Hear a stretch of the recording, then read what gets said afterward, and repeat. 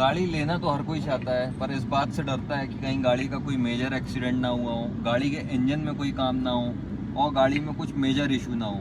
तो ये सारी चीज़ें देखते हुए हम कुछ पॉइंट्स बताएंगे आपको, जो देखकर आपको सेकंड हैंड गाड़ी लेना चाहिए। पॉइंट ये है, आपको ये गेट की जो ये रूफ लाइनिंग रहती है ये निकाल के देखना है। अगर ये टाइट है और इनमें, वैसे तो ये गाड़ी की मेरी बहुत टाइट है,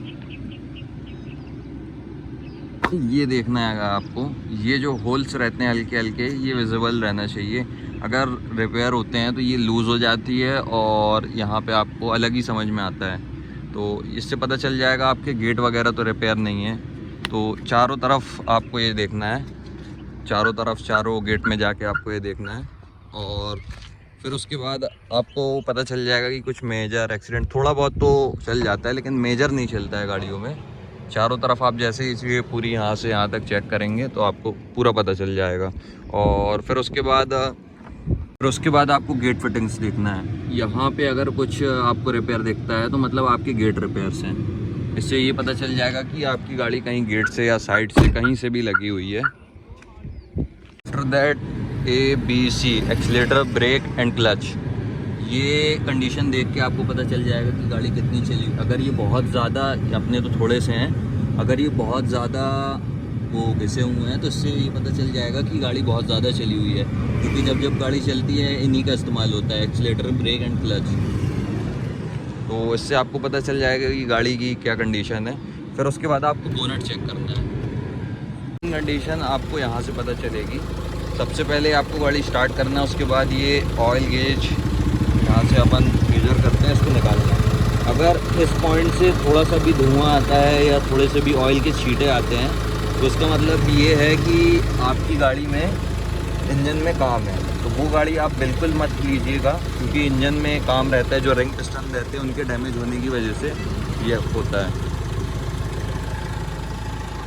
थोड़ा सा भी इससे आपके ऑयल के छींटे या स्मोक वगैरह आता है तो वो गाड़ी मत लीजिएगा। उसके इंजन में बहुत ही ज़्यादा काम है, उसमें मोटा खर्चा आने वाला है।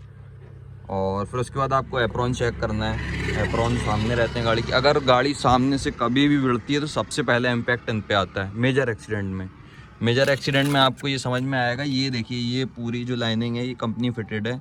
जब ये बाहर से फिटेड होती है तो इसमें कुछ ना कुछ, या तो ये ऊपर हो जाती है या तो ये नीचे हो जाती है, डैमेज हो जाता है। इस पर दोनों साइड की आपको देखना है। ये जेन्युइन रहेगी तो कोई दिक्कत नहीं है।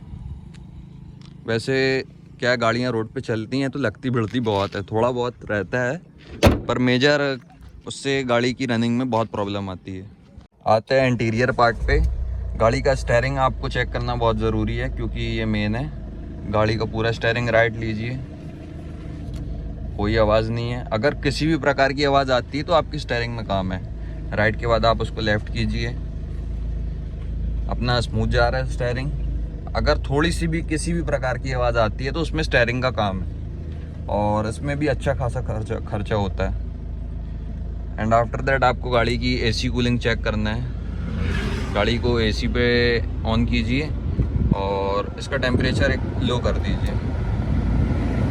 17-18 पे होता है लो, ये लो हो गया। अब आप यहाँ से चेक करेंगे कि गाड़ी की कूलिंग बहुत परफेक्ट आती है। अगर किसी में कम कूलिंग आती है या देर में ठंडी होती है कूलिंग नहीं, तो कूलिंग तुरंत आने लगती है, जैसे आप स्टार्ट करेंगे तुरंत। अगर नहीं आती तो फिर आपके AC कंप्रेसर में काम है, वो भी बहुत मोटा खर्चा है। 20-30 हज़ार रुपये का कंप्रेसर आता है, उसके बाद भी फिटिंग सही नहीं होती है। पार्ट में आने के बाद आपको बॉडी शेल देखना है। यहाँ से बॉडी शेल आपको देखिएगा पूरा, ये बॉडी शेल है, आप यहाँ से देखिए। क्या कई बार गाड़ी पीछे से भी लगती है तो सबसे ज़्यादा यही इसी एरिया में डैमेज होता है। ये ओरिजिनल फिटिंग्स है, पूरी गाड़ी की ओरिजिनल फिटिंग्स है अपनी। लेकिन जिस गाड़ी में ये डैमेज हो तो फिर समझ जाइएगा वो गाड़ी पीछे से लगी हुई है, पीछे से एक्सीडेंटल है।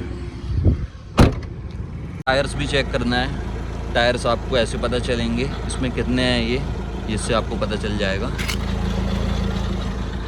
उसके बाद गाड़ी आपको चलाना है और उसके बाद गियर शिफ्टिंग देखनी है। गियर शिफ्टिंग एकदम स्मूथ होनी चाहिए। अगर ये गियर अगर इसमें थोड़े हट जाते हैं या फंसते हैं किसी भी प्रकार से तो मतलब आपके गियर बॉक्स में काम है या गियर का किसी भी चीज़ का काम है। ये एकदम स्मूथ होने चाहिए पूरे गियर चलने में। और सस्पेंशन जब गाड़ी चलती है तो गाड़ी में किसी भी प्रकार का नॉइस नहीं आना चाहिए। ये देखिए बिल्कुल स्मूथ चल रही है अपनी गाड़ी, किसी भी प्रकार का नॉइस नहीं है। अगर सस्पेंशन में नॉइज़ आता है तो सस्पेंशन रिपेयर हो सकते हैं। वो 4 सस्पेंशन रहते हैं गाड़ियों में, वो अब आपके ऊपर है, वो मैकेनिक बताएगा आपको क्या कैसा खर्चा। हर गाड़ी के अलग अलग प्रकार के सस्पेंशन होते हैं, किसी में एयर सस्पेंशन होते हैं, किसी में ऑयल सस्पेंशन होते हैं। मोस्टली गाड़ियों में जो मिड सेगमेंट की गाड़ियाँ रहती हैं उनमें ऑयल सस्पेंशन रहते हैं, तो वो आप चेक करवा सकते हैं सस्पेंशन को, उससे आपको पता चल जाएगा। थोड़ा सा आप गड्ढे वाले रोडों में चलाएंगे तो आपको पता चल जाएगा कि सस्पेंशन में क्या नॉइस है क्या नहीं है। और सारी चीज़ें चेक करने के बाद आपको चेक करना है गाड़ी का पेपर वर्क में आप जो भी गाड़ी का नंबर है वो एम परिवहन पे डालिए, और जो ओनर है उनसे आप लीजिए गाड़ी की आरसी, रजिस्ट्रेशन सर्टिफिकेट आपको वो देंगे। उस पर आपको मैन्युफैक्चरिंग ईयर चेक करना है, रजिस्ट्रेशन ईयर नहीं चेक करना है, मैन्युफैक्चरिंग ईयर चेक करना है गाड़ी का। और अगर मैन्युफैक्चरिंग ईयर सेम है एज जो एम परिवहन पे दिखा रहा है तो मतलब आपकी गाड़ी का पेपर वर्क जेन्युइन है। और इंश्योरेंस चेक कर लीजिए, इंश्योरेंस में चेजिस नंबर डला होगा, चेजिस नंबर आरसी नंबर से मिला लीजिए। और एम परिवहन से सारी चीज़ें वेरीफाई करने के बाद आप पेपर वर्क आपका फिर ऐसे चेक हो जाएगा।